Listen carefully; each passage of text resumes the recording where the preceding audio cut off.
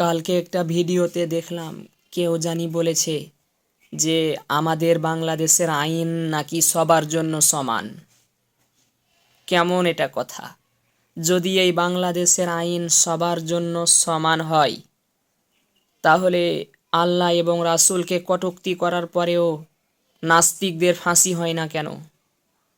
হাদি ভাইকে গুলি করার পরেও হাদি ভাইয়ের হত্যাকারীদের বিচার হয় না কেন? আমাদের বাংলাদেশের আইন হচ্ছে এই রকম, ক্ষমতা যার রায় তার। ক্ষমতা যদি অন্যায়কারীদের দিকে থাকে তাহলে অন্যায়কারীদের পক্ষে কাজ করবে বাংলাদেশের আইন, আর নিরপরাধ মানুষগুলো জেলখানায় পচে মরবে। এটা হচ্ছে আমাদের বাংলাদেশের আইন। আমাদের বাংলাদেশকে সম্পূর্ণ ঠিক করতে হলে কোরআন সুন্নাহর আইন মানতে হবে। কোরআন সুন্নাহর আইন ছাড়া এভাবে অন্যায় হতেই থাকবে, কোনো বিচার পাবেন না কিয়ামত পর্যন্ত। তাই আমাদের সবার উচিত এই বাংলাদেশে ইসলাম কায়েম করার। তাহলে এই বাংলাদেশ অন্যায় মুক্ত হবে ইনশাআল্লাহ, এর আগে হবে না।